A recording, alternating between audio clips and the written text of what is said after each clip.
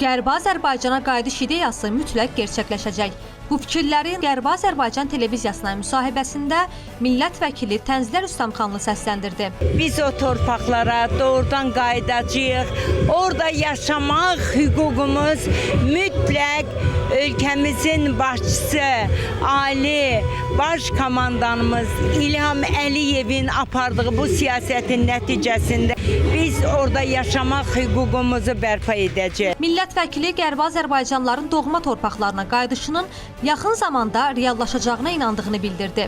Vətənin bir addımında o bölgənin Qərbi Azərbaycandan olan insanların, hələ orada doğulmuş, orada böyümüş insanların ən azından oranın rüzgarı az da olsa acılarımızı, vətən həsrətimizi bizdən alsın. Səsimiz bu gözəl mədəni irsimiz, mədəniyyətimizin bu gözəl səsi ki bugün burada dinləyirik.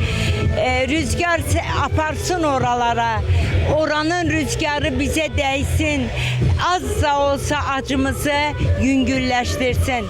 Tənzilər Rüstəmxanlı həmçinin Qərbi Azərbaycana qayıdışla bağlı həyata keçirilən tədbirlərin soydaşlarımızın doğma yurtlarına qayıdışına töhfə verəcəyini vurğuladı.